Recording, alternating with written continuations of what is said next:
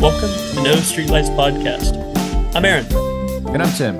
We'll be engaging in vulnerable conversations every Friday to shine a light on what we've been through, How it changed us, and what we learned. We want to encourage societal growth towards kindness through understanding. These conversations and the associated language can be triggering. Listen at your own discretion. But please reach out if we need to be doing something better. So, let's take a breath, relax, and be well. Whew, man, Aaron, I've been really feeling it lately. You know, like all the pressure, and I feel like I've been overstimulated by society. And I know you're typically a guru on this. So, what do you do to help like lower your stim? Recently, I've really been stepping back from social media and trying to minimize my screen time. So one thing I'm doing to try and lengthen my attention span, I've been watching the Lord of the Rings extended edition. Oh shit! Yeah, yep, classics, man. The day Hell yeah! before I watched Fellowship, and then today we have The Return of the King. Jason Grooms, welcome back to the show, brother. Thanks for having me, man. As always, it's a pleasure. You guys know I love the show. I think you guys are the most beautiful people in the world, so it's always a pleasure to be on here. Jason, What beautiful little eyes. yeah, it's been a hot minute since we've had the lovely opportunity to have you here. And first of all, I just want to say I love that hoodie. Can you like stand up and do like a little spin for me? You 'Cause know, that's dope, dude. the We do Oh, a avatar fit heck check, yeah. is that what we're doing? Let me bend down so you guys can see it. Oh, nice. Oh, yes. Yes. Now, Got it on Daddy. sale for like $20, so oh, hell yeah. Well, We love deals here. and for those of you who are currently listening to us on Spotify or Apple, you may not know this, but we actually are on YouTube as well. And if you're watching us on YouTube and weren't aware that we were on the Spotify and Apple podcast locations, as well as various other audio listening platforms, now you know. And we'd really appreciate it if you're watching the video, give us a like, maybe leave a comment, show a little bit of engagement. And if you're listening to us on Apple and Spotify, if you are already not subscribed, please consider subscribing and leaving a review, and maybe check us out on all the other platforms and doing the same. Our show thrives off of you guys. So we really appreciate you. And we are very pleased to announce this episode is sponsored by us. We ain't got no money. Help. We got a Patreon, man. $1 a month would go so far to help us. Yeah. We also have our very own Be Your Own Light Keep doing t-shirts on this. Etsy. And you can always check out the links to all of these things down in the descriptions below. Because I guarantee you we have a link somewhere for you to find us. So thank you Let's all go so ahead much. and get into it. Jason, welcome back. What are we here to talk about today? One of your passions, I believe. I think we're here to talk about movies, films. Oh shit. So the Return of the King anecdote at the beginning was Bit foreshadowing. yeah. Huh. Yeah, with the Weird. Lord of the Rings. It seems like we put a little bit of thought into these sometimes, am I right? First time for everything. I didn't even catch that. So, go ahead. Jason, you and I, we've had the lovely opportunity to sit down on your podcast and talk about films. And if I remember correctly, one of the movies we talked about briefly was Hereditary, or I think it was Midsummer we talked about, and Hereditary very briefly. But it'll come as a shock to you and maybe a surprise. But last night was the first time I've ever watched Hereditary.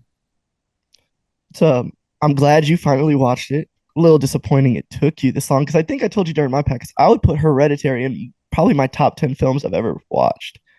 I know I'm not saying it's one of the top 10 best films ever made, but it's my top 10 favorite films I think I've ever watched. I can definitely see why. That movie is, whew, the best way for me to describe this film, and for anybody who's listening to the podcast, spoiler alert, because we are going to be talking about spoilers in this movie, because you can't watch an Ari Aster film and then not talk about spoilers, because That's what Ari Aster does. He creates his movies to keep you in the dark for as long as possible and make you muddle around and feel like you're a toddler walking with no eyeballs. And in Ari Aster's case, sometimes he will remove the eyeballs. It's hard to say. Yeah, he's a I don't very unique director. I mean, from that, I think Midsommar we have, and now I don't know if you guys have seen Beau is Afraid. Um, No, I didn't even know that it it's was out. yeah, that was one that came out last year. Definitely, it was okay in my opinion. Some people might Mhm. like it. It's the weirdest of the movies he's made, but Hereditary to me was just such a. I remember watching it for the first time, and I was just like, this is such a unique experience because like I'm not in. I don't want to say in, but as familiar as the horror genre as you are, right? And so when I'm watching it, I'm like, okay, this isn't like very like jump scares, but I was so like on the edge of my seat. It was so suspenseful. And there was so many shocking moments, as in I know we're gonna get into spoilers here, of just like even like moments that just made like my stomach curl, like when the head starts banging against the desk, or Oh, when they're looking outside the car, you know, and the head hits the like the light pole or whatever it was. And there's just so that just made my stomach curl, and I just felt on the edge of my seat the whole time. I'm like, what's gonna happen next? Because it was such a unique film for me. I loved it. dude, yeah. Aaron, have you had the opportunity to watch Hereditary? I've been in the room with Hereditary playing a few times. I tried again yesterday to watch the movie through and through, but same with Midsummer. I have a very hard time getting into films by Ari Aster because they're so nebulous and it's like just shit's happening and then all of a sudden all hell breaks loose and then they go Mhm. back to like normal pace for a bit. So Yeah. I did see some really standout beats, and I think I'll be able to talk about this film a little bit, but I am certainly nowhere near your guys' level of knowledge on this film. Well, I appreciate the compliment. I'm a movie critic in my past life, so some of that's carried over.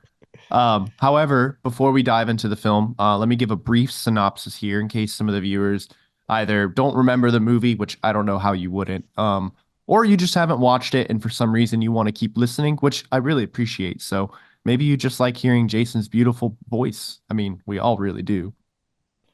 But Well, somebody told me the other day that it sounds like I always need water. They said my voice sounds like I always need water. I don't even know what that means. hydrate, Well, my friend. and you're the most qualified movie critic here, so if anyone has a Absolutely problem not. with you, No, absolutely not. No. I just So, I love watching them. That's it. yeah, yeah, same. So Hereditary, it's a film directed by Ari Aster. It came out in 2018. It follows the Graham family as they unravel dark secrets after the death of their reclusive grandmother, Ellen. The family consists of Annie, her husband, Steve, and their children, Peter and Charlie. As they cope with their grief, they experience increasingly disturbing and supernatural events, revealing that Ellen was involved in some interesting past life stuff. The family is haunted by a legacy of mental illness, tragedy, and malevolent supernatural influences, culminating in a horrifying and inevitable climax. Yeah. I just I, like even like thinking it now, I think it's been probably like 6-ish months since I've seen the movie.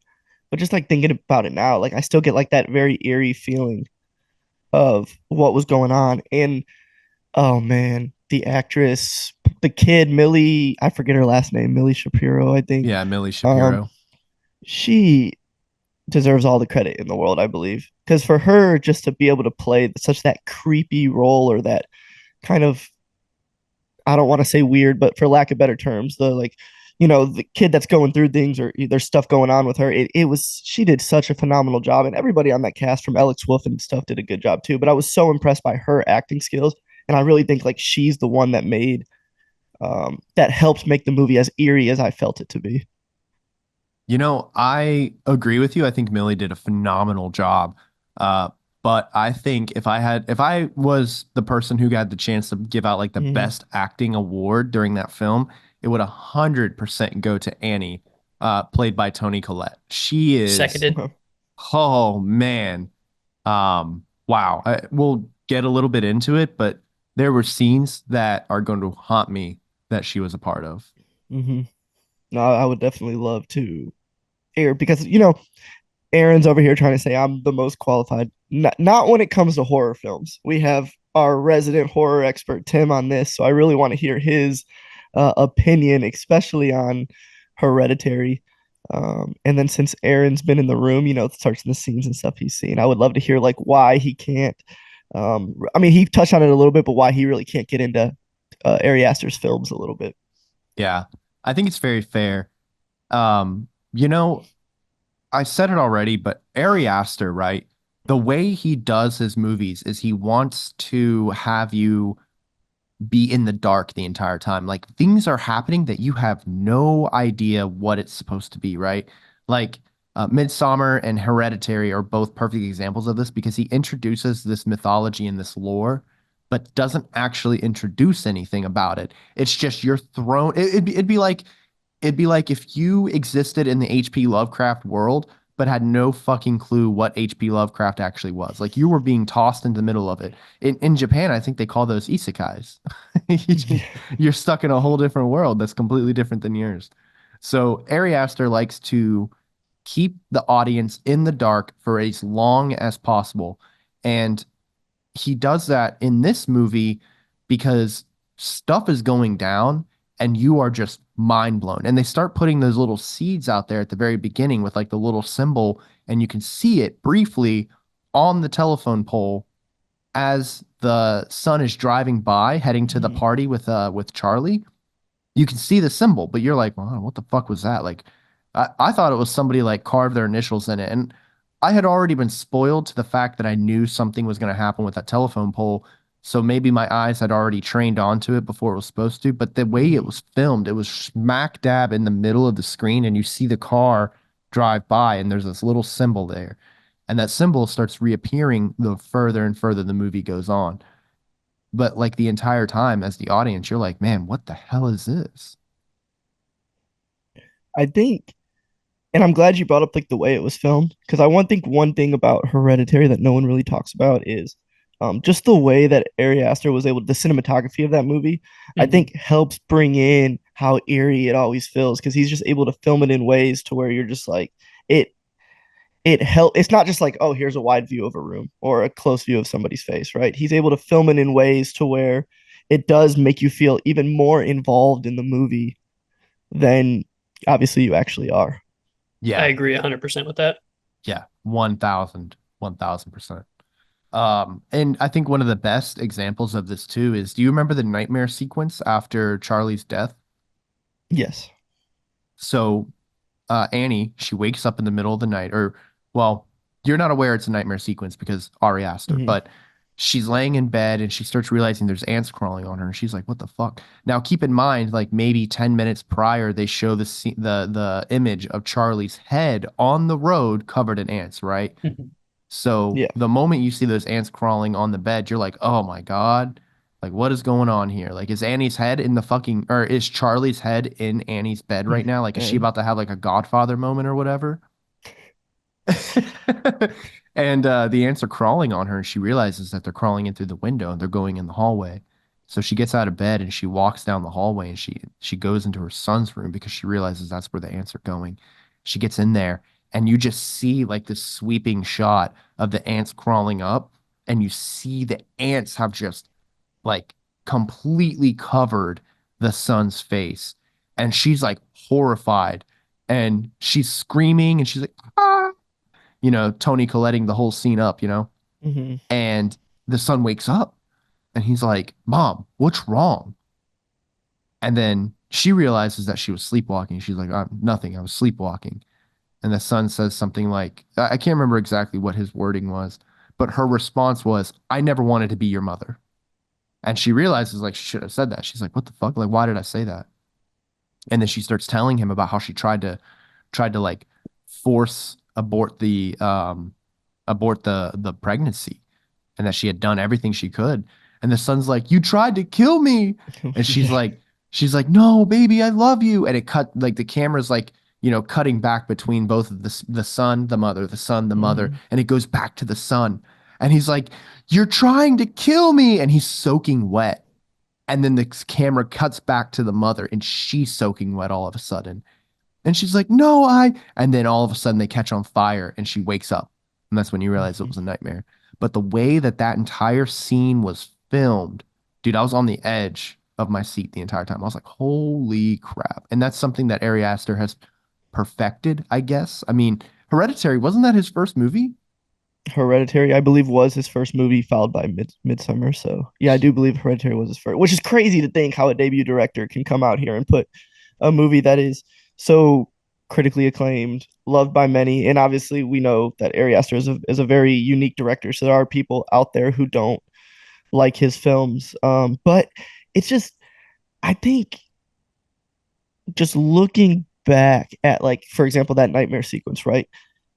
The the cinematography was great, but really to me, like what stood out for me on that scene was that the acting between Tony Colletti and Alex Wolff is the guy. Um it felt so real. Like the chemistry between them going back and forth when he was like, you tried to like, to me, I was like, wow, like I was almost really believing they're really in real life, mom together, mom and son. So it this movie just has so many things that I love about it. And I could like it sometimes I like get twisted on my words with it, like trying to like think of everything because each time I watch it, I like you see something new. I feel like it's there's something new going on in the movie. I'll be like, oh, I didn't notice that last time, or oh, and I really just love how the cast of this movie, how Ari Aster is able to bring the cast of this movie together. The cast is able to have this chemistry. You're able to keep that eerie, creepy feeling, and the daughter, oh man, I don't want to keep. She had a mental illness. I don't remember what the mental. Do you either of you guys remember what the mental illness? Do they say it? I don't think they directly state that she had a mental Mm. illness Oh, of okay. any I don't kind. want to keep using the word weird, because it just I don't have a better term. So if she did have a mental illness, I'll feel horrible for using the word weird. So, um, it's just when they go all together and they're doing that. And for me, the scene, I know we already kind of touched on it, but the scene that stands out is, and it really like it made my stomach curl, was when um the head started banging on the desk at school and just over and over and over. And it generally like made my stomach curl. And the way that Ari Aster films it, where it's just kind of zoom in and then it's just you're just watching it, the camera just stops and the head just keeps hitting, like it genuinely like made my stomach curl. And I like was like, what is happening right now? And I really respect the fact that he was able to, not just that scene, but whether it be the nightmare sequence or the daughter's head hitting the pole. I really respect the fact that he was able to not shy away from filming those scenes. I think a lot of directors these days, they don't really want to get into, they film it in ways to where yes it happened, but you don't really feel like the stomach curl type deal. But for him, he filmed it like this is happening. Like, yeah, sure, when her head hits the pole, you don't see like obviously blood gushing, but you know what's happening there. Like you feel it at the same time. And I really, really respect and appreciate that. I think it's so great and unique and talented. Yeah. Hell yeah. The thing that blew me away, especially with Tony's acting, was that you really do feel like you're watching real human beings. These aren't actors doing some shit. You're following a progression that a family is going through. Mhm. So, a few examples would be uh, whenever Joni stops her in the parking lot and talks to her, and then stops her again in a parking lot to talk about the seances and shit. And she's like smiling and laughing, like, this is bullshit. In the way that somebody who's totally overwhelmed and unable to suppress one more emotion would. Right. You'd be Yeah. laughing in their face like a fucking seance. Are you kidding me? They're Yeah. scamming you. Um, and then the way, going back to the cinematography, the way that they hold shots, for me, I sat there for an hour and then it caught my attention with this one particular scene that I'm sure we're going to delve pretty deeply into. It's the dinner scene. Oh, okay. Yeah. Man. For me, the argument was fantastic. But what really stood out to me was how long he held that wide shot. She storms off, and for like a couple minutes, they're just fucking around with their plates and utensils. The son's just sitting there with his head in his hands. And eventually the dad like tosses down his utensils because like how would you continue to eat after something like that? You're going to be so tense. Believe it or not, that scene isn't a couple minutes that you're specifically referring to. It's like a Hmm. couple seconds, but it Yep. feels like a couple minutes because you feel the energy in that room. Because we've all, well, maybe not all of us, but I'm sure a lot of people have been around whenever their parents have had an argument, or, maybe they've seen one of their friends' parents have an argument or something. But wow, it feels like those moments last forever. I think, as Aaron was saying, when he said it was a couple of minutes, in my head, I was like, was it a couple minutes? It did feel long, like not long, but like involved. And I think, again, as we go back to not one, the acting of that scene is out of this world. As Aaron just said, it feels like you're an actual family together. Um, but again, it's the cinematography, I think, that makes you feel in the movie like you're sitting in that kitchen in the dinners, watching them have this argument, watching them play with the utensils, try to eat their food, just give up on just like whatever, like how do we do this?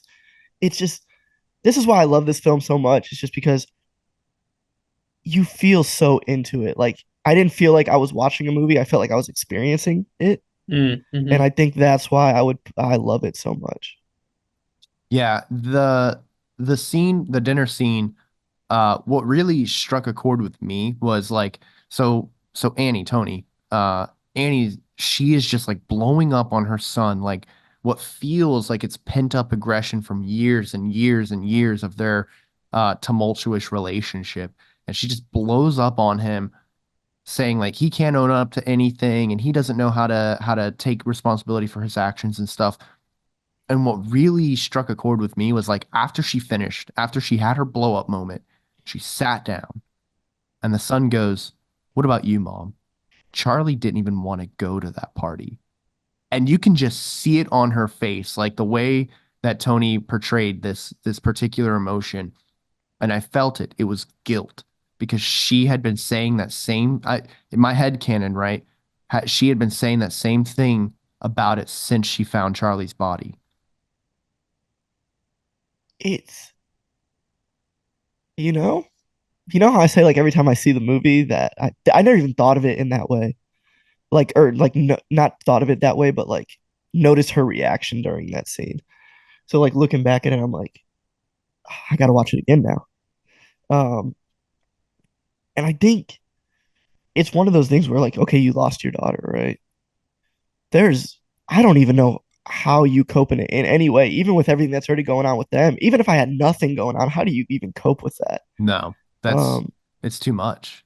and so for them to be able to, with the kind of other things that were going on throughout the movie, for them to take that and cope with it, I don't know how they didn't go more crazy, even though it was going crazy. I would have been even worse than that. So, and again, as you guys brought up, the Tony Colletti's acting was amazing, or Collette was amazing.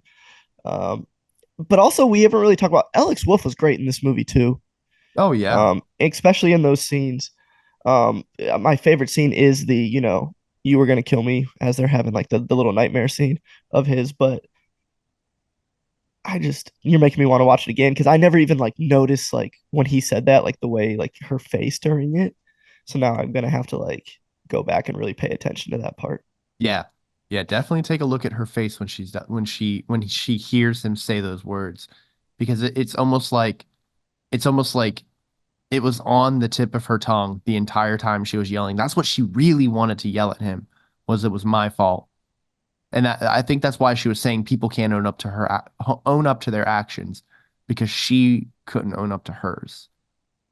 And I think they did an amazing job conveying that out of your mind grief. Uh, Another scene that really stood out to me as I sat in my recliner and played on my phone was after their daughter Charlie uh, meets her fate, and she's like rocking back and forth on the floor, like out of breath, crying, like I just want to die. I can't do it. I can't do it, Yeah. bro. That somebody might have recorded me out in Japan on my honeymoon whenever I got a call that I had a death in the family. That's exactly what you go into when you have this big grief that happens to you. you curl up, you rock back and forth, you're hyperventilating, you're pulling everything just to try and hold yourself together. And again, the cinematography is out of this world, the acting's out of this world. Uh, I love that earlier you were talking about the camera sweeps because so many shots are framed in such a way to draw your eye to one particular thing. But with the camera sweep, you're really thinking like, what am I looking for? What am I Mm-hmm. missing? What's going to happen? So a lot of those nightmare scenes or sleeping scenes, uh, one of the ones that stood out to me was later in the film, whenever the sun looks out the window and the treehouse is lit up red, and yeah, the framing is phenomenal, and the sweeping does make you think of like a questing, searching type thing. Yeah. It's a beautifully, beautifully filmed movie considering how dark it is. Yeah. Um, we're a little bit far into the review, I guess, of this movie for me to kind of do this, but I feel like we should add a little bit of context and kind of give a little bit more of a beat by beat of what actually happens in the movie, you know? Um, Yeah, yeah. Go ahead, so man. You've watched it recently, so. yeah, and I also have the plot pulled up, so I can always Oh, refer hell to yeah. that Hell yeah. to We help do have a me. second option Oh of yeah, trying to fit in Late Night with the Devil since we've already spent half an hour on Hereditary. So do you want to keep that's on this, gentleman, or do you want to transition over? man. A part of me feels like we've only scratched the surface of Hereditary, but I have a feeling that we have done nothing but give praise to the movie, and I kind of don't mind the idea of leaving the ending ambiguous. Oh So yeah, maybe because we the could ending, give. everything. Go Sorry ahead, about please, that. Jason. Oh yeah, I'll say the ending was, without getting into it, was because it was the first movie I've ever seen of his. Obviously, his first movie, really unexpected for me, Yeah. based on how That's the fair. movie was going. Yeah, the ending is perfectly described as an Ari Aster film. And if you don't know what that means, I highly recommend you go check out his films, Hereditary, Midsummer, and Beau is Afraid, right? That's what you said the new one is? Yeah, Beau is Afraid, I believe the movie is called. It has a Joaquin Phoenix as the main actor. Love Yep, Joaquin those are his, Phoenix. his three feature length films. Yeah.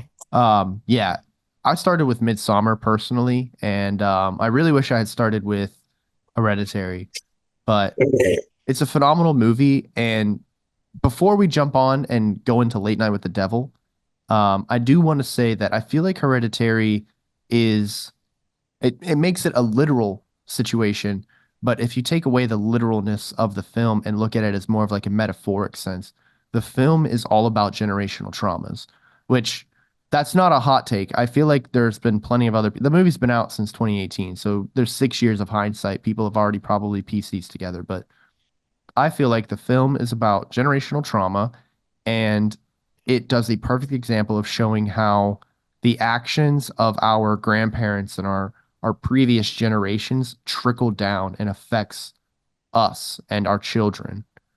And yeah, I think the movie I mean, it's in the name. It's hereditary, you know?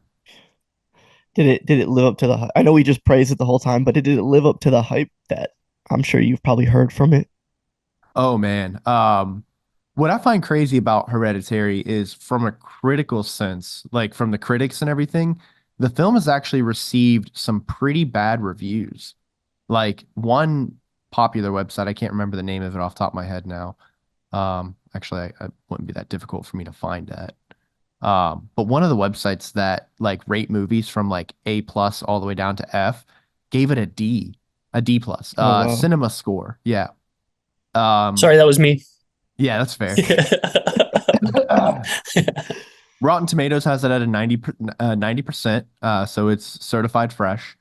Um, and then everything else seems to have it at like the eight area, eight to nine.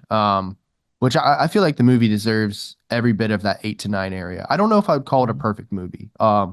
And my biggest criticism is the last 4 minutes of the film. Not even the last 4 minutes. It's maybe closer to like the last like maybe minute of the film where they start explaining everything. Hmm. Like there's that that they're spoon feeding it. Yeah, I kind of wish they hadn't done that. I would have felt better if they hadn't, and I think that would have been, I think that just would have been a little cherry on top. But I think the movie was phenomenal. It was well worth every penny that I spent on purchasing it. Yeah, I think, yeah, no, I can see where you're coming with that. I never really thought too much into that. Before we move on to like spoon feeding is an issue we have with movies a Hmm. lot, especially these days. I mean, even I'll just use superhero movies for example. I know they're mainly for like kids, but they'll throw a bus at a monster and then they'll be like, I just threw a bus at a monster. It's like, yeah, well, clearly you just threw the bus. Like, so Yeah, spoon feeding is a thing that I think a lot of films struggle with these days. yeah, and like that's what I respect about Ari Aster is that he doesn't typically spoon feed anything to anybody, right? Now, he likes to keep everybody in the dark and he doesn't care if you ever figure out what the plot is because he's going to give it to you no matter what, right? I feel like, and this might be wrong, whatever, this was his first feature-length film. So one of the big wigs at A24 was like, "Hey, you really should put an explanation at the end just so people can walk away with knowledge." And Ari Aster probably was like, otherwise I'm going to lose funding for this film, so I guess I'll do it. But I feel like he would have been completely okay with the movie having ended without that explanation at all, and boom, would have been exactly how. Because if you look at Midsummer, you never get an explanation to anything in that movie. Yeah, you just got to roll with it. And you don't get many explanations in Beau is Afraid either, which to be honest with you, I've seen the movie twice. I still don't know what's going on with Beau is Afraid. So if you guys ever do watch it, text me what happens because I don't know. If any of our listeners have watched Beau is Afraid and you can give us a rundown or a synopsis, please do so, and we'll pass that on to Jason because I haven't seen the movie, but I imagine if it's anything like Ari Aster's other films, I'm gonna have no fucking clue what's happening. So, It's so weird, but yeah, cool. Yeah, great um, movie. yeah, phenomenal. Hereditary. Aaron, do you well, what do you rate Hereditary before we jump out? That's a difficult question since I haven't really experienced it in the same way. So again, beautiful cinematography, beautiful acting. For me, it just I can't really get into Ari Aster's films because they are so nebulous and just like what the fuck is even going on. Um, so I think I will uh, take your question and instead say Late Night with the Devil, right, guys? Hell yeah. Yeah, I Yeah, watched it late. last night. Great movie. Nice. It Yeah. wasn't I had I liked it. I loved the whole like I had no idea what it was going into this, by the way. I just turned it on and next there's like a talk show and it's like taking place, I believe, in the 70s, right? So Mm-hmm. I was like, what did Aaron just get me into right now? Yeah. That's a fair Um, question. for those of you who don't know what Late Night with the Devil is, Late Night with the Devil is a 2023 supernatural film written, directed, and edited by Colin and Cameron Carnes. It stars David Dasmalkian. I have no idea if I'm saying that right or not. Great guess. Um, yeah, but what's interesting about him is that he's actually in The Dark Knight, which was another movie that we considered talking about on this episode. Yep. Um, but yeah, it follows a late night talk show host who decides to have a Halloween special. Um, and to me the movie feels well, I guess we can get into that when we talk about it a little bit, but you know what, Aaron, why don't you start us off with what did you think about Late Night with the Devil? So my experience again is going to be a little different than you guys. My wife fed me some nighttime Theraflu before my first watching. This poor Is man. this what the post was about? Is this what the post I seen on your social media was about? That's exactly what the post was about. And so I made it for like through the first hour or something, but the last 20, 30 minutes, I was really browning out. So I had to rewatch it the next day. Uh, but I really enjoyed it. Just the way it's shot, there's a very clear distinction between like what's on the air and then like the stage irony is shot in black and white of like, this is only what you're going to know as the audience. And this is what's going on with the characters between the main huge beats. So I really enjoyed it. At the end, my wife was like, "So what happened? What does it mean?" And I was like, "I don't fucking know. I wasn't there." Tim, do you watch it? I did, yeah. I really liked it, honestly. It's being cycled into my 31 movies in Halloween Oh, okay. listing. Wow. So yeah, I'll be watching it in October again. Well, if you're gonna, before we get into the movie, if you're gonna cycle it in, what are you cycling out?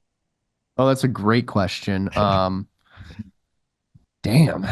You know, a lot of the times I just end up picking movies at random. Like I'll go to Mhm. sit down and be like, ah, today feels like The Shining kind of day. Gotcha. And it'll be like October 13th, but I tell you what's not getting cycled out. 1978's John Carpenter's Halloween. Am I right, boys? You are absolutely right. We should get a list together for Tim's Halloween. Yeah. If Tim puts together a 31 days of Halloween list, I will also join him each day and watch a movie of his listing for the 31 days of Halloween this year. Is there rules on Twitch about about streaming movies? I wonder if we can do that. That'd be kind of cool, actually. And we can just That would be interesting. stream the movies and we can commentary the entire time. That would be Yo, dope. That'd be dope. we could at least put it on Patreon. Yeah. Patreon, don't give a Get fuck. some people on there. Yeah. Patreon won't give a fuck. True. As long as they get their Jason, money right. what is your assessment of Late Night with the Devil? I thought it was really good. Like I said, I went in there knowing nothing, not a trailer, not a synopsis of the movie, nothing. I loved the vibe of it, like the whole 70s talk show vibe, and then everything's kind of going around with it here. I actually have like the actors pulled up on my phone right now. That's why I keep looking down because I didn't really know them. I was like, I don't think I know many of these actors at all. And I did find out that however you say David Dash, I don't know how to say his last name. Dash, I don't want to David. mess Hold it on. up. Yeah, David Dasmalkian, I think is how you say it. David Dasmalkian. Dasmalkian. Um, he was phenomenal. Like honestly, amazing, terrific. I really loved his performance in that. And I read somewhere that that was his first leading role in a movie. Yes. How true that is, I can't tell you, but I read that is his first leading role. So I thought that was really, really cool. And I think the movie for me was a little slow building up, which I have no problem with. I love slow burn movies. A little slow building up. And the ending was I was trying to find a way to describe like the ending, like words to use to describe the ending. And I was going through some reviews after I like to read other people's reviews after I watch movies. And someone described it as I actually wrote it down right here. They called it an abstract ending. And for a second I was like, but the more I think about it, the more I'm like, okay, it is kind of like for me at least the way I interpret an abstract horror ending. So overall I really liked it. I think it kept me invested the whole time. And I felt like with horror movies, at least for me, they become a little, they all kind of feel the same sometimes. Mhm.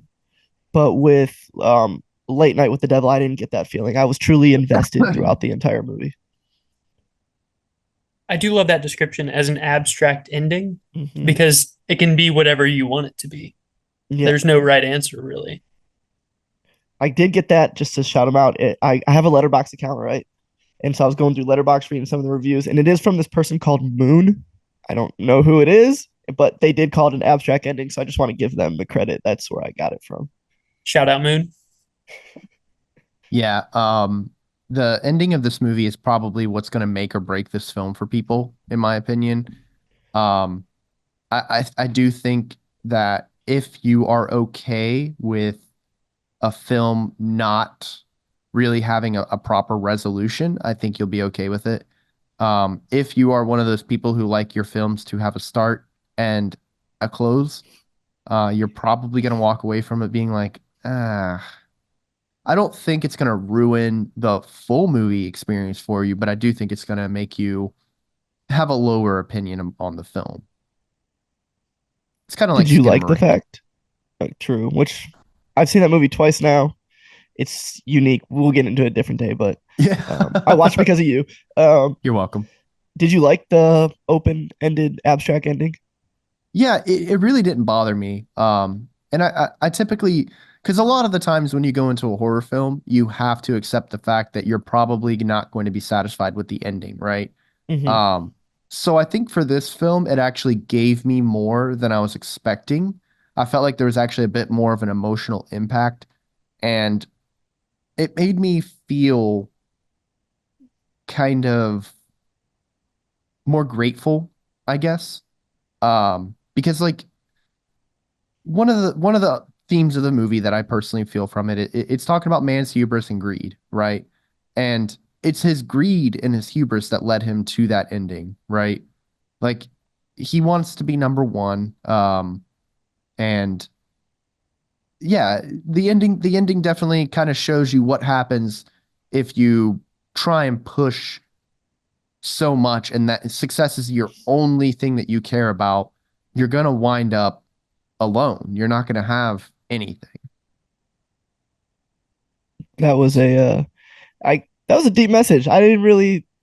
This is why I say like this is the horror movie expert because I wasn't thinking of that during the movie, but now like watching the movie yesterday and hearing him explain it, I'm like that makes total freaking sense. I promise you right now, all 30 of the listeners who's listening to this are probably like, what a fucking idiot. That was not what the movie was about.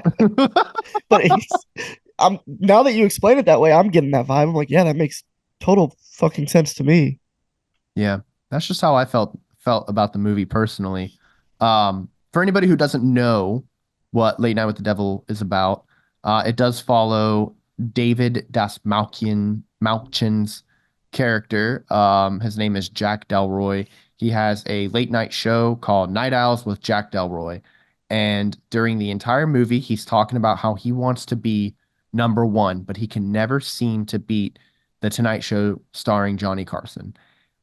So because of this, Jack Delroy decides to start delving into increasingly more over the top antics on his late night show so that he's driving that viewer force and trying to get him to that number one spot until it culminates in his Halloween special on 1977 or in 1977 where things just go horrifically wrong where he decides to invite a possessed girl onto the show. And it's interesting looking back on this movie framed in the 70s, how pushy this guy is. Because people keep saying, like, I'm not comfortable with that. I don't want to do that. And he's like, well, we're going to make it happen. Yeah. And he just keeps pushing and pushing. For me, the message was more be careful what you wish for. And if you're always discontent with where you are and you're always trying to get somewhere else, eventually you're going to end up someplace pretty fucking sketchy that's unrecognizable to you. So really, we need to focus on being happy with where we are and what we have, and uh, that was my message was that I perceived through that film. I love you guys so much. You guys don't understand because I'm listening to these deep messages and the message I got from it. I was like, just stop fucking doing that. Stop. You guys are That's so much better. You fair. guys are so much better than me, man. So much better than me. Just stop fucking doing that, man. What's wrong with you? She's possessed by a demon. Well, keep her the fuck over there. What do you mean chains in a chair? No, not on my fucking show. I'm just grateful I Oh, I got a love you guys. show. Um, yeah. Well, so Jason, like, what? Okay, other than quit fucking doing that, like, what did you? I don't know. What did you kind of feel about it? Like, what was attractive and unattractive about this movie to you? Yeah, what were your highlights? I think that the attractive part of the movie is I really loved the vibe. Like to me, it just felt unique. This 70s talk show, and it's kind of like invading the TVs in America, you know what I mean? And this dude is just doing everything he's not supposed to be fucking doing. Right? It felt unique to me. I haven't really I didn't really feel like I've seen a movie that was kind of like this before, right? And I was like, okay, this is awesome. This is really unique. And then obviously the acting was really good, especially I felt really impressed, especially knowing I didn't really know most of the actors and actresses in this movie. I was like, this is cool. I know nothing about the directors. So I was like, I was really genuinely impressed. I didn't know anything going into it. So to leave, well, not leave because I was watching it at home, but to stop watching it and be like, oh, that was so weirdly, creepily fun. Yeah, it is a When very it fun. ended, it was like creepily fun. And I would say if I had to find something, because I really did like it, right? If I had to find something that I didn't like about it, and I'm reaching here, right? Like I'm reaching, is that maybe I could say like I said at the beginning, it did feel a little slow to me, and I loved the ending, the open-ended ending. So I'm not gonna talk shit about that. So maybe it did feel slow, but that's me reaching, right? Yeah, How did you feel about the ending? I do enjoy kind of a fill in the blank for us as the audience. Uh, what I really wanted to remark on and kind of I saw this as like a challenge that they really capitalized on is the entire movie is on the set. Yeah, They didn't follow anyone home. They didn't go back to this or that. It was all on set. And I've never seen another director who is like, this movie takes place in one location. yeah. No, that's what I mean. It's like so unique and the vibe of it's so cool. For them to even pull that off too, to be like, we're staying here. Like this is where we're filming at. See you guys at this location every day is amazing. Yeah. And one of the things that like I was laughing my ass off IRL during the film was everyone's just like smoking and blowing it Yeah. in whoever they're talking to. You gotta love that Like, there's right in their faces. They're not even like trying to like look away. Like no, just smoking and talking directly to you. And I was like, oh yeah, the 70s. Yeah, real classic. it is Um, did you guys I happen to think mention how the movie actually is kind of an homage to Ghostwatch? I didn't pick up on that at all. yeah, I didn't get that. What so and I don't even know what Ghostwatch is, so that's probably why I didn't get it. But Same. Okay. I mean, that's very fair. So Ghostwatch was a 1992 film, but it was played off. So what happened, right? It was a BBC event that happened. It was aired as an actual live thing where people were like going out and looking for ghosts and like exploring haunted houses. And it was like camera crews and like one big center where people could call in if they saw something like supernatural or whatever, right? Now, the audience doesn't know that what they're watching is a film. They think it's real and it's being portrayed as real, right? So during the thing, like supernatural events start occurring more and more frequently, and people are like, oh my God, like what is going on? And like people are like the studios like getting phone calls and stuff like, there's a ghost here and blah blah blah blah blah. And it just starts progressing further and further and further. And it terrified the shit out of its viewers back then because they thought they were watching real fucking ghosts and stuff happening. Turns out it was a movie. None of the phone calls were actually real and all that good stuff. But it's very much, it's kind of Ghostwatch in and of itself was very similar to the War of the Worlds radio broadcast by Orson Welles back in 1938. Um, so yeah, like that's kind of the idea behind it, right? Was like they took the concept of this movie Ghostwatch and then they did something very similar or very close to it, where it was like this late night TV show host having a possessed girl on his show. I'm gonna write that down. I'm on the wiki for it right now. Yeah, it's pretty cool. Uh, I don't know if you can actually find it anymore. I think it looks like it's on Shutter. Ghostwatch is on Shutter. I don't know if you can find it on DVD or not. Maybe. Oh no no no. Yeah yeah, they have it on Blu-ray. Cool. Yeah. So if you haven't seen Ghostwatch or if you've never heard of it, it's probably super like dated now and everything, but it'd probably be a really interesting watch. Maybe a fun little popcorn watch in October whenever you're sitting down and looking for your 31 movies of Halloween. No, my 31 movies of Halloween are gonna be whatever Tim says they are. I'll make sure that list is published and everybody can follow along and watch the movies, and maybe we can all talk about it together. That'd be cool if we could figure 31 out some if episodes you in could in, figure in October. it out. You guys are gonna have your work cut out for you. Good Whew, effing man. luck. Yeah. Um, Sheesh. Don't worry, you'll be there with us, Jason. So we're about 50 minutes into the recording. I think we have time for one more film. And Jason, I'd really love your pick between Interstellar, Dark Knight, Napoleon, Talk to Me, Dune, Godfather, Oppenheimer. What do you want to talk about? mm, I don't want to talk about Interstellar because Tim is slacking on it. Yep, I that's definitely fair. would love to get into that film when we've all seen it.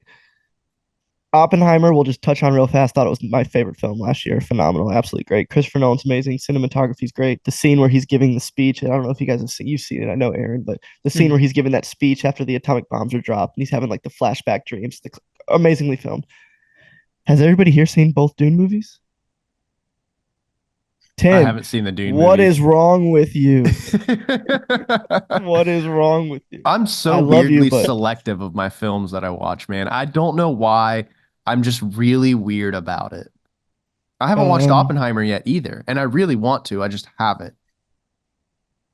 This poor man. What I'm have I about to done to faint. I'm you? about to faint right We've now. lost Um, Jason, ladies and gentlemen. you've seen the Quick, everybody's give him seen the mouth to Dark mouth. Knight, so we could talk. Let's roll into the Dark Knight, and I'll like talk. The Dark Knight's always fun for me to talk about, because like it's the first movie experience I remember. We went with my mom and dad to a drive-in movie, and it's the first time I Ooh. like remember seeing like a. I'm gonna say I was 13, so I'm gonna say a big boy movie, but it's the first time I remember like going to the theater and seeing something that was like, I was like, oh, this is so badass. Like, I love this thing. And then, so I love the whole Dark Knight trilogy. I ended up for Father's Day or around that time, the Dark Knight Rises came out. So I like bought tickets for me and my dad, and we went and seen like the whole Batman Begins, the Dark Knight Rises. It was like all day at the movie theater there. It was so badass. So the Dark Knight's forever gonna hold like a special place in my heart because me and my dad were able to like relate over those movies. So I'm definitely down to talk about the Dark Knight if you guys are. That is sick. Let's get into it. Yeah, I'm 100% down for it. I think it is to me it's the greatest comic book movie ever made. Is the Dark Knight. Yeah, I get it. It's not as comic booky. You know, it's just take. It's not like oh my god, because you know Batman in the comic books, he is not. He's doesn't have superpowers, but he's not as grounded as the Dark Knight makes him feel. Yeah. Um, but I loved it. It didn't. It felt like a movie that just had comic book characters. Didn't really feel like a comic book movie. And yeah, Heath Ledger's performance as the Joker to me is one of the greatest acting performances I've ever seen. I actually had this conversation with somebody a few weeks ago, and they were telling me like the only reason everybody thinks that is because he died, and I was ready to fight him. I'm too old to be fighting now, but I was literally ready to fight him over that. Heath Ledger was so good, and him going through his performance, and I was like, this dude's literally insane, you know. And I love how during that movie, when he's like, "You want to know how he got these scars?" The story changes, right? Christian Bale's Batman was such a great, grounded, realistic type of Batman. Um, I'm getting back to these ums again, Jesus. But and then I did it again. I really liked it, and it's so gritty. Christian Bale's Bruce Wayne during that movie is really, really good. Everything from you have Two Face in the movie, Commissioner Gordon. Everybody did such a good job. Again, another Christopher Nolan movie because I think he is probably the best director out right now, in my opinion. I just don't think he's missed in so long. So it's such a beautiful, beautiful. I love it, and maybe it's because I love it because of the experiences I had growing up with it. Um, but either way, like I would never change this movie for the world. I love every single part of it. There's nothing about this film I would change. yeah. So The Dark Knight is a 2008 quote unquote superhero film directed by Christopher Nolan, starring Christian Bale as Bruce Wayne slash Batman, Heath Ledger as the Joker, Gary Oldman as Commissioner Gordon, and Morgan Freeman as Lucius Fox, Oh, and there's somebody else very important. Oh, the incredible Michael Caine As as Alfred. Alfred. So it is a sequel film, sequel to the Dark Knight. What is the first Batman one? Begins. Batman Begins. Right, right. Um, the Dark Knight was. I- I'm very similar to you in regards to this film, right? I think The Dark Knight is the first movie I watched with a critical lens. And it's really funny why, because the person who recommended me to go watch The Dark Knight, talking about how great of a movie it was and everything, was a very good friend of mine named Aaron. Aaron was like, "You have to go see this movie. It's so good, blah, blah, blah, blah, blah." And I was like, how good can it really be? And I remember watching it in theaters and being like, holy shit. The Phenomenal Aaron guy sounds pretty recommendation. smart, so Aaron sounds really smart. Whoever he is. He's got Well, a little bit of whoever intelligence. whoever was telling you that it's only because the actor died that Heath Ledger is forever goated as the Joker, they can meet me at Waffle House. The omelet I'm gonna shop. add him to our group chat and be like, now deal with all of us. Yeah. Yeah. Yeah. Talk about Suckle. 20v1 rap beef. We're about to have our own beef. I'm gonna drop a diss track It's tomorrow. it's just like the movie was so grounded in reality, and Heath Ledger's Joker just each time he was on scene, it just stole the show for me. Hmm. I and it's nothing against anybody else. I thought Joaquin Phoenix's version of the Joker in the movie Joker was good. We're not going to talk about Jared Leto. Um, it's Good. No. it's God, no. even in the Batman, this newest one that came out. Barry, I can't remember his last name. It wasn't like the Joker, but they had like that scene where he was the Joker in prison. I didn't mind that, but it's so hard for me to see other Jokers after watching Heath Ledger's Joker. And I know like these actors are Joaquin Phoenix is an amazing actor. He did an amazing job, but it's gonna be really hard. In my again, I'm biased, but it's gonna be really hard in my opinion for anybody to top that performance because that acting performance, not just as the Joker, but just overall in acting, is so out of this world to me that it's like when you put people and you're like, how do you act? Like that's one of the films you put up there, and you're like, watch Heath Ledger. Yeah. Yeah, I think Heath Ledger's Joker. So there's an argument to be made that he is a little overhyped. Um, Not because he's not phenomenal. Oh, Jason's I'm face right leaving. there. I'm He was Waffle leaving. so House, angry. Tim. So Waffle angry. House. There is an argument to be made that Heath Ledger's Joker's a little overhyped, but not because he isn't the best Joker, but I think people take it too far when they talk about him. You're Like they stressing talk me about out, how Tim. he descended into madness and that's why he died and all this other stuff. Oh, And it's okay. like, no, he was just a really fucking good actor. Like he portrayed this character in such a top level performance. And I just don't think like Joaquin Phoenix is a very good second to me, right? But I just don't think there's Jack Nicholson's Joker's pretty decent.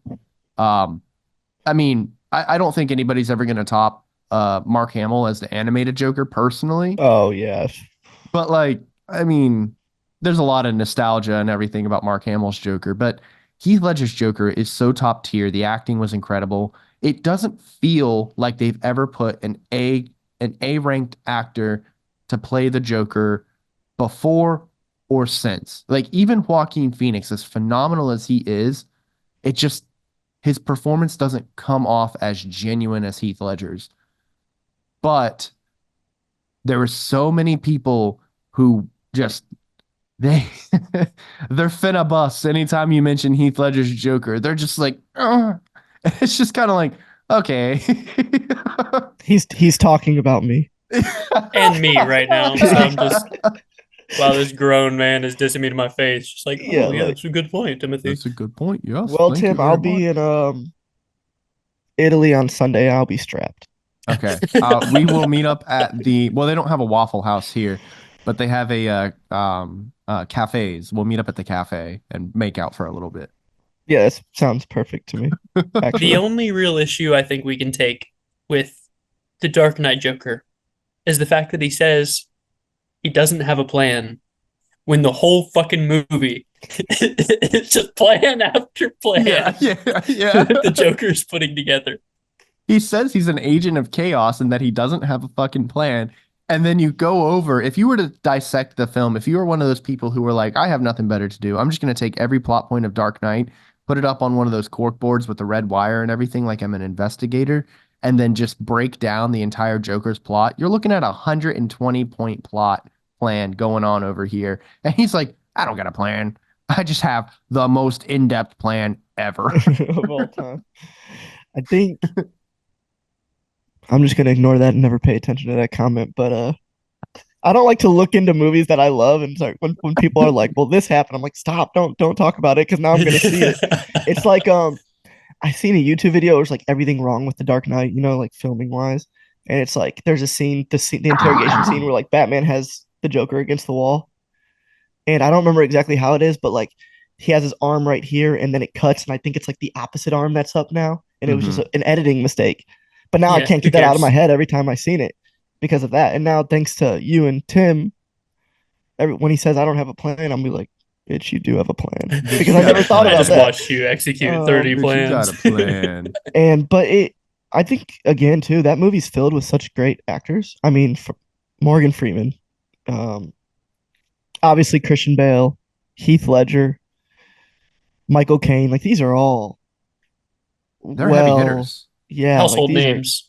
to bring these guys together for some Batman films is pretty crazy actually.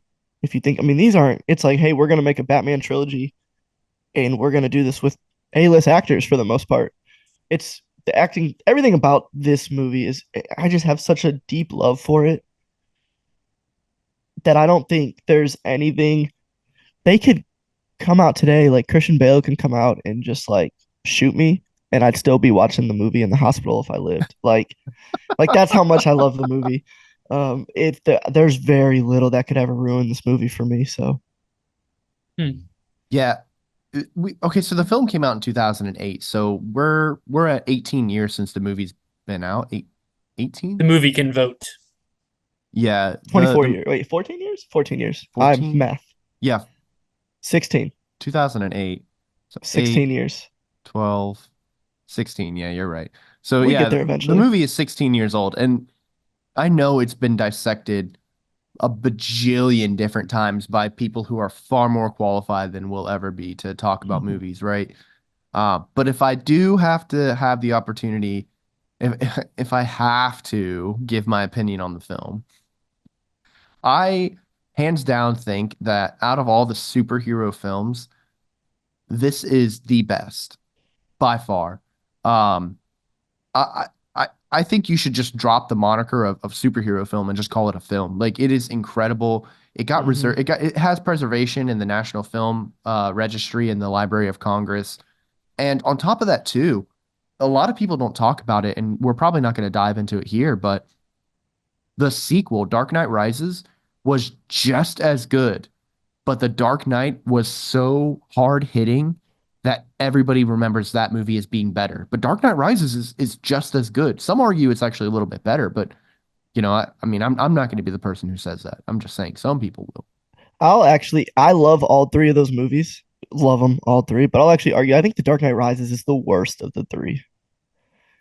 That's an argument we can get into another day. And that's not me saying it's a bad movie. I still really enjoy it. I just think when it comes to The Dark Knight Rises is the worst of the three for me. Yeah, that's like Hmm. saying double stuffed Oreos is worse than regular Oreos. Yeah, I mean, yeah. they're both phenomenal. I don't know what you're talking about here. As a Yeah. golden Oreo lover, I will bring up Batman Begins because what a beautiful setup for this trilogy. Mhm. They did such a great job diving into the origin and like the reasons behind everything. So masterfully done trilogy, honestly. Oh Yeah. The yeah. only bad thing about Batman Begins, well, some of the effects haven't aged very well, Mhm. but you also have like a 40-year-old Christian Bale trying to pass off as like a 16-year-old Bruce Wayne. And you're just kind of like, whatever. They just make I him look think younger by like yeah, making his his hair hair's grown longer. out a little bit and his hat's like backwards or some shit. What's up, fellow Bro. teenagers? Like, pretend you're a teen. We're not even gonna really change your makeup or anything. Just go out there with longer hair and it'll work out. Just put this wig But on for one I scene. think one thing that I really liked about the Dark Knight trilogy too, especially from Batman Begins to the Dark Knight, is a lot of superhero movies, the suits just change. They're just like show Yeah, up in new suits. That's it. Like yeah. just new suit. With this one, you actually see like, oh, when the suit changes, like I need to be able to move my neck. I need to be able to do this. Like I Hmm. thought that was so cool. As like you're literally witnessing like he's like, hey, I got into this fight. I got to be able to move my neck now. I got to be able to do this. And you're Yeah, witnessing that and you're watching that and you feel like, okay, so this is why they're doing what they're doing. Yeah, he falls, so next time he has a grappling gun. Yep. yeah. I thought that was so cool with the equipment and everything. I'm like, because you don't really see that. They just show up. They're like, I upgraded. Um, Iron Man movies, good movies, but he just keeps upgrading his suits. And sure, he's a rich dude who keeps upgrading his suits. But I love the fact that in the Dark Knight trilogy, that's explained why he's doing it. Yeah. Yeah, they actually get into like you could call it like the tech porn portions where they're like Lucius Fox, Morgan Freeman's characters is showing Bruce Wayne like we have this brand new explosive bomb that we can install into this really cool jumping car and like all kinds of cool stuff like that. And very reminiscent of like 007 where it's like at the beginning of every Mm, film 007 gets like all of his new tech and everything. That's kind of how I feel they did with Batman versus Iron Man where he just yeah, nanotechnology. And it's just never yeah, explained. yeah, it's Like, just there. Because yeah, I think in the like, first Iron Man, you see him build it, and you're like, "Oh, this is so mhm. cool," and him working on the suits. And then ever since then, it's just like, "Look how cool I am now." This is Yeah. suit number 76. Like, But that's also, I feel like that's also due to the fact that, like, by the time Iron Man 3 came out, they were like 42 films. And, well, not that many, but they were pretty deep yeah, in the Marvel Cinematic Universe. And they're just kind of like, let's just get to the fucking point, you know? Like, for yeah, Batman, we have, first of all, we have the phenomenal eye of Christopher Nolan, which I think it speaks volumes that we have three films on our list to talk about today. Three films are by Christopher Nolan, which hmm I mean, I'm in a complete agreement with you, Jason. I think he's probably one of the best like directors that's out there right now. And shout out to his brother too. His brother doesn't get nearly enough credit. oh yeah, Jonathan Nolan. He's also helps him write his movies and stuff. yeah, he's hand in hand in making sure these films get played off very well. Christopher Nolan gets all the success. Nobody talks about Jonathan Nolan. Everybody, any of our listeners right now, let's just all give Jonathan Nolan a couple seconds of respect. Anyway, moving on.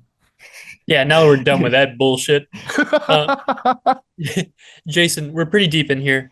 Before we cut it, I really want to hear some of your top 10 lists or some films that like you couldn't go without. Yeah, for sure. We already talked about Interstellar. The Dark Knight is obviously on there. Hereditary is obviously on there. The Godfather for me is one that's also on there. Love it. Love everything about it. I think it's both one and two. Godfather one and two are both amazing movies. Third Mhm. one good, but I think there's a big fall off between that. After that, this isn't, by the way, any like 1 through 10. This just would make my top 10. I don't think I could ever put it in order. The Departed, love it, phenomenal. Scorsese, followed by Goodfellas. Whoa. Love Um, Goodfellas. yeah, so those would be if I had to keep going. There's a movie in there that I think everybody kind of feels a little shocked when I put it in my top 10 because these are my top 10 favorite movies, not necessarily the top 10 best movies. I love I Am Legend. Hmm. I'm That a is kind of a huge support. surprise. I think it is so good, and Will Smith's acting in that movie is so like watching that movie for the first time. I was like, this man's acting by himself. Like he has to act by himself almost this entire movie, and I Yeah. was so impressed by it. And like I could feel like watching it for the first time, I was like feeling his pain and stuff like that. That it's always just been part of like my top 10 since then. Have you ever read the book? No. It's called The Last Man on Earth. Is it called The Last Man on Earth? Hold on. Let me make sure I'm saying this right. I know so the movie is loosely based on oh, I'm sorry, the book is called I Am Legend and it's a book by Richard Matheson. Um, which yeah, I've heard it's really good. I haven't read it myself. I was just curious. Oh no, never read it. And I don't know how many movies I've talked about, but if I had to throw one more in the top 10, this is a movie that I just grew up with and I love. Rocky.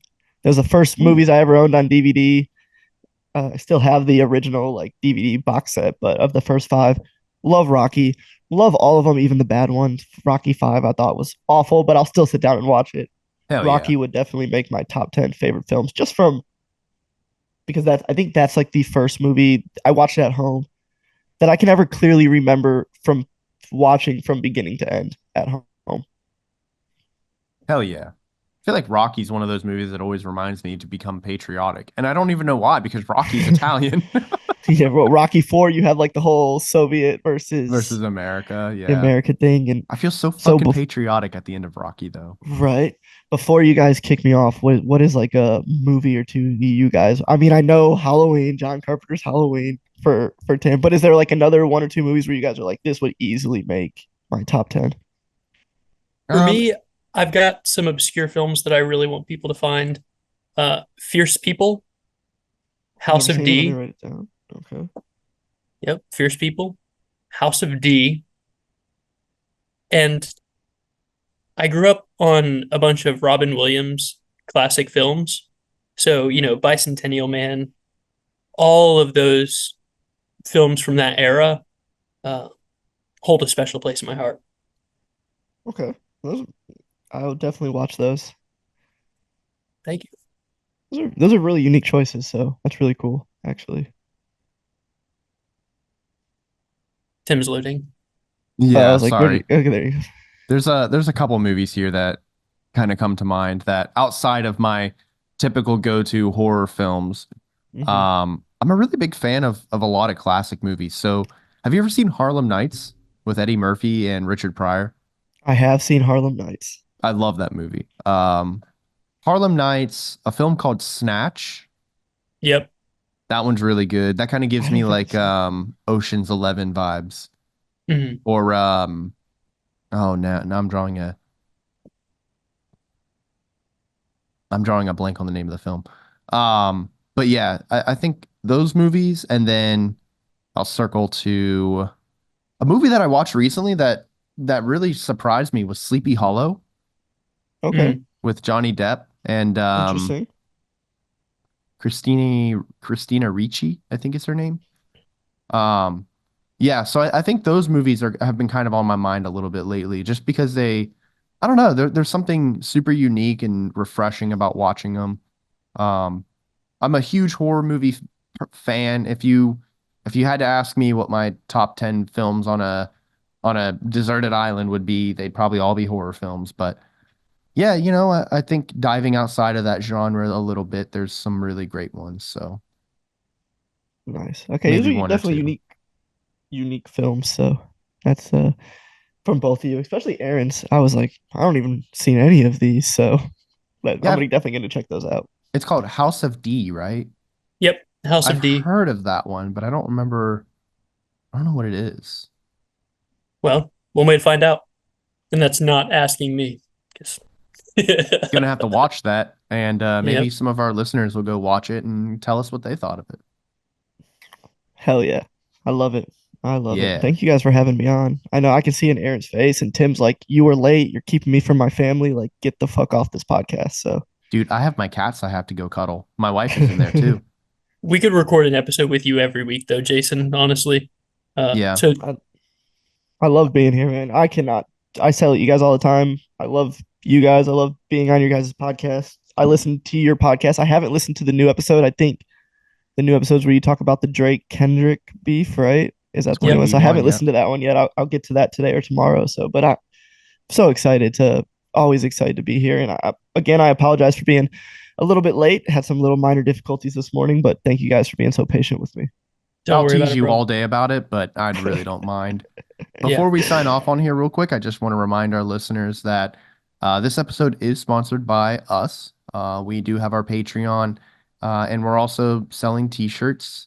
If you guys want to support us directly, we really appreciate it. Go down, check out the description below, click on the links. If you're willing to give us $1 on Patreon, that'd be awesome. If you want to buy a t-shirt, that would be awesome. And if you're watching this on YouTube, thank you very much. If you have the mindset to do so, please leave us a like, maybe subscribe, maybe leave a comment, get some engagement. We always will respond to you at least as much as we can. And if you're listening to this on Apple or Spotify, consider Five subscribing to us stars. there. Yeah. Leave us a 5-star review if you're inclined to do so, and maybe go check us out on one of our other platforms and give us a subscribe and like on there as well. So thank you very much for listening to the episode. This has been Aaron. And Tim with Jason. Hell yeah. Massive shout out to Highland Markle for the original music. Share this episode with somebody who could benefit from it. Let us know what you want to hear our take on. Or shoot us a message if you want to collab. All pertinent links can be found in the episode description. Be good to yourselves and each other. We love you.